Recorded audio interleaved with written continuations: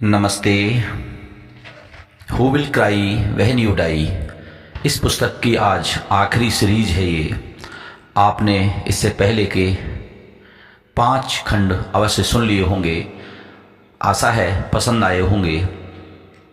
और इस सीरीज का, इस पुस्तक का यह आखिरी खंड है।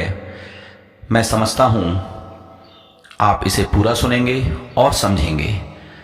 वस्तुतः मरने से पहले हम जीवन में कुछ ऐसा कर जाएं कि लोग हमें याद करें। ऐसी करनी कर चलो जिसे लोग याद करें।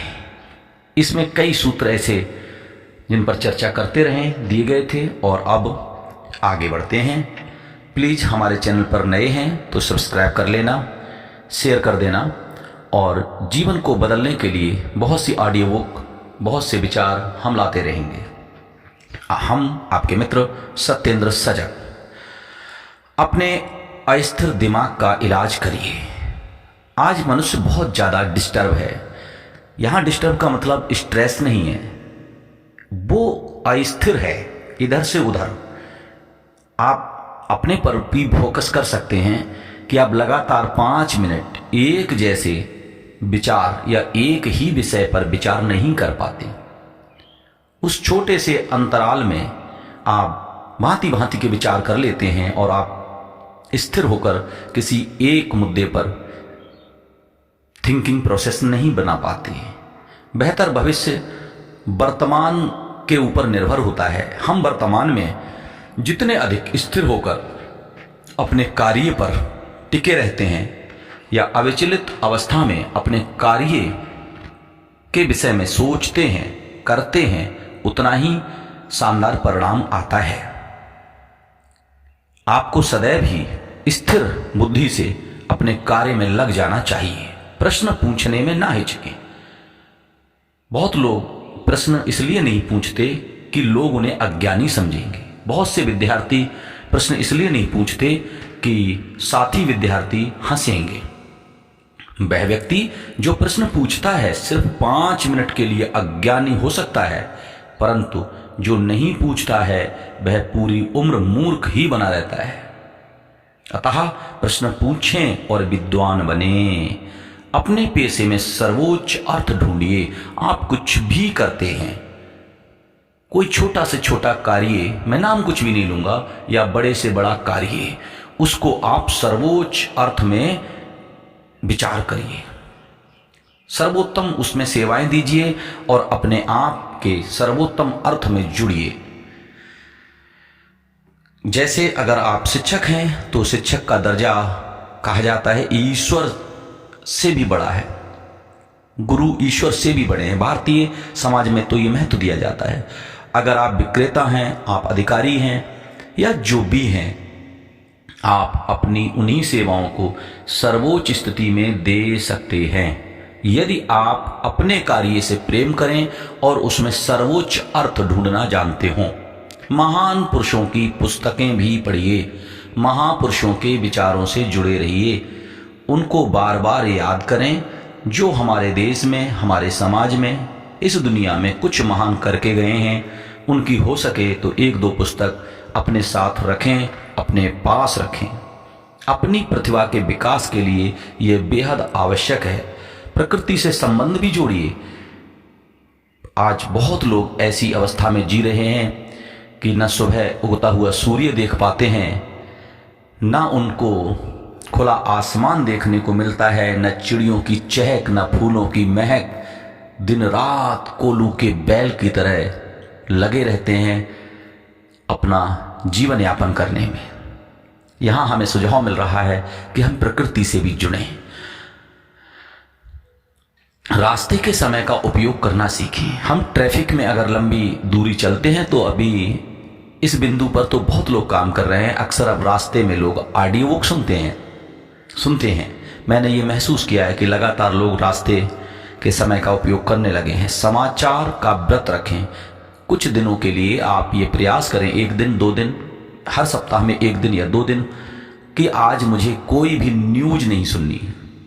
जी हाँ, न्यूज का व्रत इसलिए रखें कि जो समाचार होते हैं ये बहुत ज़्यादा हमें डिस्टर्ब करते हैं। कई बार हम न्यूज सुन करके व्यर्थ के भय, व्यर्थ के तनाव, व्यर्थ की विद्वेषपूर्वक विचार अपने मन में लाते हैं। उद्देश्य और लक्ष्य को लिख कर रखें। जी हाँ, आप जो भी करना चाहते हैं उसे अपने लिख लें। आप वहाँ लिखें जहाँ आप आराम करते हैं या रात्रि का समय बिताते हैं, और अपने पॉकेट में भी पॉकेट डायरी रखते हैं तो अवश्य उसमें लिख लें अपने उद्देश्य को। क्षमा दान करना सीखें। आपसे जो जूनियर हैं, आपके कलीग्स हैं, आपके फ्रेंड्स हैं, आपके रिलेटिव्स हैं, आपके फैमिली मेंबर्स हैं, जो भी हैं, बड़े या छोटे, जहाँ मनुष्य है वहाँ गलतियाँ होंगी ही। संसार में गलतियाँ हैं, गलतियाँ होती रहती हैं। जो गलती कर रहे हैं उन्हें क्षमा करना सीखें। बड़ों का ये सबसे बड़ा लक्षण है कि उनके अंदर क्षमा की शक्ति होती है, वो माफ कर देते हैं। तो आप इस शक्ति का उपयोग करें और लोगों को माफ करें। एक गुरु अवश्य बनाएं। आप जिस कार्य में पारंगत होना चाहते हैं उसी क्षेत्र का अपना एक गुरु अवश्य बना लें। तभी आप अपने लक्ष्य को आसानी से प्राप्त करेंगे। और जब कभी आप डिप्रेस महसूस करेंगे, तनाव महसूस करेंगे या अपने कार्य से विचलित होंगे तो वह गुरु आपको मार्गदर्शन देंगे और आपको पुनः आपके लक्ष्य प्राप्त करने में सहयोगी सिद्ध होंगे। एक छोटा अवकाश लें। अवकाश यहाँ पर एक्चुअल में आप जो भी कर रहे हैं प्रतिदिन, ये दिन का अवकाश नहीं है, ये मिनटों का अवकाश है। दिन में जो भी कार्य करते हैं उसी कार्य के दौरान आपको 2 मिनट का अवकाश लेना है। इट मीन्स आप अपने ऑफिस में बैठ के अगर काम कर रहे हैं या कुछ भी कर रहे हैं तो 2 मिनट का अवकाश लेकर 2 से लेकर 10-11 गहरी सांस लीजिए। गहरी सांस लें उसी कार्य के 2 मिनट के अवकाश में और हैप्पी स्टेट में आए। अपने मन में, अपने चेहरे पर हैप्पीनेस की सांस लें और उस हैप्पी ब्रीथिंग के अवकाश का आनंद लें। आंखें बंद करके बैठ जाएं और आपके लिए कोई प्रकृति का कोई सुंदर मानसिक दृश्य याद आ जाए, उसमें खो जाएं। गहरी सांस लेते लेते एक स्वयं सेवी बनिए। जी हाँ, आप अपने से कम भाग्यशाली लोगों के लिए समय निकालिए, उनकी सेवा करने के लिए, उन्हें कुछ बेहतर कराने के लिए। इस प्रकार से आप एक स्वयं सेवी बन सकते हैं। बिना किसी स्वार्थ के उनकी आप सहायता करें, उन्हें बेहतर जिंदगी जीने के कुछ मार्ग बताएं। जिस प्रकार से भी आप तन, मन, धन या विचारों से जो सहायता कर सकते हैं उनकी अवश्य सहायता करें, निस्वार्थ। अपने कम से कम 3 महान मित्र बनाएं। आपके कुछ मित्र आवश्यक हैं। अगर आप बिना मित्र के जी रहे हैं तो बड़ा दुर्भाग्य का विषय है। संसार बहुत बड़ा है। आप फिजिकली किसी से नहीं मिल सकते, बाई फोन मिल सकते हैं, दूर से संपर्क कर सकते हैं, कैसे भी, कभी भी, कहीं भी। आप कम से कम अपने 2 या 3 ऐसे मित्र बनाएं जिनसे आप अपने मन की बात कर सकें, जो आपको पूरा का पूरा जानते हो, जिन्हें आप जानते हो। सच्चे मित्र जीवन की सबसे बड़ी औषधि हैं। वे आपके जीवन को सुगम बनाएंगे और शानदार भी बनाएंगे। ध्यान लगाना भी सीखिए। आप ध्यान लगाने के अभ्यास करें। मेडिटेशन किसी भी मनुष्य को असाधारण रूप से उपलब्धि हासिल कराता है। यह साइंटिफिक प्रूव हो चुका है कि जो लोग ध्यान लगाते हैं वो संसार में बड़े काम कर गुजरते हैं। तो ध्यान का अभ्यास करिए, ध्यान सीखिए। एक बहुत महत्वपूर्ण सुझाव यह है कि शिकायत छोड़कर जीना शुरू करिए। आज से ही शिकायत छोड़कर। कुछ लोग शिकायतों के साथ जीते रहते हैं, जिनके जीवन में 10 साल पहले घटना हो जाए, 20 साल पहले घटना हो जाए, 2 साल पहले घटना हो जाए, उन शिकायतों को हर समय याद रखते हैं। छोड़ दो उनको। शिकायतें छोड़कर जीना शुरू करें, बहुत आनंद आएगा। किसी से गिला शिकवा ना करें। स्वयं से भी ना करें, अपने मन में उन्हें भूल जाएं, क्षमादान करें, माफ कर दें उनको जिन्होंने आपके साथ कुछ गलत किया है, गलतियां की हैं। तो उन शिकायतों को आज ही त्याग दें, गहरी सांस लें और एक नया जीवन शुरू कर दें। आप एक अच्छे अभिभावक भी बने। जी हाँ, यदि आपके बच्चे हैं तो उन बच्चों की केयर अवश्य करें। अगर बच्चे नहीं हैं, आप युवा हैं, तो पड़ोस में जरूर बच्चे होंगे, परिवार में बच्चे होंगे, तो उनके लिए आप एक आदर्श अभिभावक बनकर उनकी देखरेख करें, उनकी केयर करें और उन्हें बिल्कुल अच्छे सुझावों से आप आगे बढ़ने में मदद करें। अपने जीवन के CEO बनिए। कैसे? आप अपनी जिंदगी की जिम्मेदारी लीजिए। अब तक जो हुआ सो हुआ, लेकिन मेरी जिंदगी में जो भी होता है उसके लिए मेरी ही जिम्मेदारी है, न भगवान की, न पड़ोसी की, न शैतान की। उन सब बातों के लिए स्वयं का जिम्मेदार बन जाइए। जिंदगी आज से एक ही मिनट में बदल जाएगी। आप अपनी हर अच्छाइयों के लिए अपनी प्रशंसा करिए और अगर आपको कहीं चोट लगती है तो उसमें अपनी चूक को स्वीकार भी करिए। उसके लिए किसी शैतान को, किसी भगवान को या किसी इंसान को दोष देना बंद करिए। अपनी जिंदगी अपनी जिम्मेदारी में जिए। विनम्र बनिए। वह वृक्ष जमीन तक झुका रहता है जिस पर फल लदे होते हैं। ये सबने सुना है, सबने देखा है। जिन पर फल लद जाते हैं वे झुक जाते हैं, जो झुकने लगते हैं उन पे फल भी लद जाते हैं। ये भी सत्य है। जिनमें विनम्रता आ जाती है उनमें महानता स्वतः आने लगती है। कुछ लोग अक्खड़ होते हैं, बड़े अकड़े हुए होते हैं, उनके मस्तिष्क में ना झुकने की जिद होती है।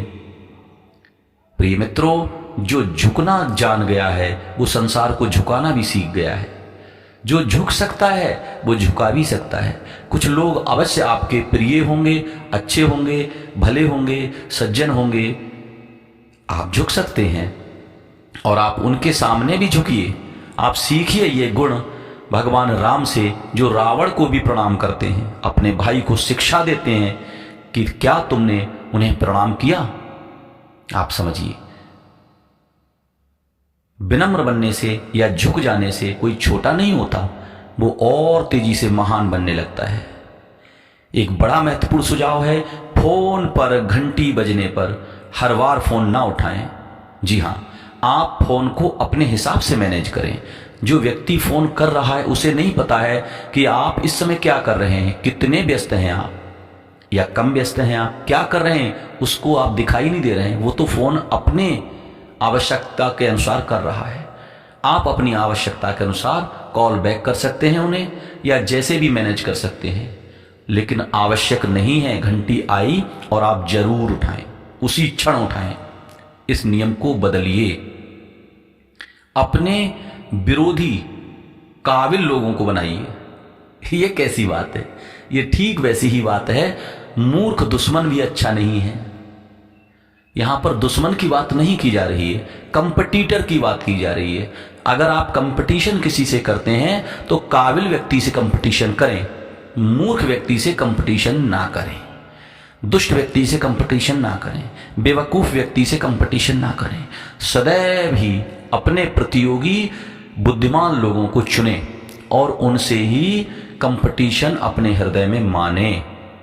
आप जानकर हैरान होंगे, जिनके जीवन में कोई कंपटीशन नहीं है, जिनके जीवन में कुछ बड़ा करने के लिए नहीं है, वे लोग अक्सर डिप्रेस हो जाते हैं, वे उदास हो जाते हैं, उनका जीवन निरुद्देश्य हो जाता है। ये जब चांद पर यात्रा करने के बाद यात्री लौटे तो उसके 1 साल के बाद उनका पुनः मानसिक परीक्षण किया गया तो बड़े तनावग्रस्त थे और उनके जीवन में खुशियां बहुत कम चुकी थी। तो उनसे जब पूछा गया तो उन्होंने कहा, अब मुझे करने को कोई बड़ी बात नहीं समझ में आ रही है, अब मैं इससे आगे कहाँ जाऊंगा। एक और साइकोलॉजिकल रिसर्च हुई जिसमें ओलंपिक जो जीतने वाले खिलाड़ी थे, जब वो विश्व विजेता बन जाते हैं तो उसके बाद उनके जीवन में वो आनंद नहीं रहता, क्योंकि उनको ये लगता है कि हम शिखर पर आ ही गए हैं, अब हमारा कोई कंपटीटर है ही नहीं हमारे बराबर। तो उनका मन थोड़ा सा डाउन होता है और मन लो फ्रीक्वेंसी में आ जाता है, क्योंकि उनका कोई महान और काबिल प्रतिद्वंदी उनके सामने दिखता ही नहीं उनको। तो यहाँ लेखक हमें सुझाव देते हैं कि हम हर हाल में अपना प्रतिद्वंदी किसी काबिल व्यक्ति को माने और उसको परास्त करने के लिए अपने अंदर काबिलियत बढ़ाते रहें। वैसा वेश धारण करें जैसा आप बनना चाहते हैं। जी हाँ, आप जैसा बनना चाहते हैं वैसा छद्म वेश धारण कर सकते हैं। एक नकली ना बने हुए भी उसी प्रकार के कपड़े पहने, उसी प्रकार की भाषा बोलें, उसी प्रकार का आचरण करने लगें, तो आप धीरे धीरे उसी प्रकार से बन भी जाएंगे। बड़ा सोचें बड़ा बनने के लिए। अगर आपको महान बनना है, बड़ा बनना है, तो बड़ा सोचना पड़ेगा। छोटी सोच से कोई बड़ा नहीं होता। जिसकी सोच ही छोटी है वो बड़ा आदमी कैसे बन जाएगा? एक्चुअल में हम उतने ही बड़े हो पाते हैं जितनी हमारी लिमिटेशंस, थिंकिंग लिमिटेशंस हैं। हम एक अदृश्य विचारों के जाल में जकड़े रहते हैं। अगर हमारे विचारों का जाल बहुत छोटा होगा तो हम छोटे ही रह जाएंगे और हमारे विचारों का प्रभाव दूर तक जाता है। और हमारा अगर विचारों का आभा मंडल बड़ा है तो हम बड़े हो जाते हैं। उन बातों के लिए चिंतित कभी ना हो जिन्हें आप बदल नहीं सकते। जी हाँ, जिन चीजों को आप बदल नहीं सकते उनके लिए चिंतित क्यों होते हैं? विचार करें आप। कुछ लोग उन चिंताओं में हमेशा ही डूबे रहते हैं जो उनको कभी बदलने की ना तो वो बदल सकते ना कोई और बदल सकता। तो उन बातों को तुरंत छोड़ दें जो आप कर नहीं सकते, जिन्हें आप बदल नहीं सकते। उनसे जूझना बंद करें। अपने काम से प्रेम करें, काम पर ध्यान रखें और अथाह प्रेम करें। सब तरफ से मन हटाकर अपने काम में ही मन लगाए रखें। परिपूर्ण जीवन जिएं जिससे आप प्रसन्नता के साथ मृत्यु प्राप्त कर सकें। जीवन के लिए जो समय मिला है, जो शेष जीवन है हमारा, बड़ी एक आश्चर्यचकित घटना होती है मृत्यु। किसी को पता नहीं है कि अगले दिन उनकी मृत्यु आएगी, कि अगले साल आएगी, कि अगले 10 साल तक नहीं आएगी। ये किसी को पता नहीं है, ना मुझे ना आपको। तो जो भी जीवन हमारे हाथ में है उस जीवन को पूर्णता के साथ जिएं, परिपूर्णता के साथ जिएं, ताकि मरते समय ये अफसोस ना रह जाए कि काश हमने ये और किया होता तो कितना अच्छा होता। Thanks friends. हम लगभग सभी टॉपिक्स को इस बुक में शामिल कर चुके हैं। ऑडियो बुक कंप्लीट हो रही है। Who will cry when you die.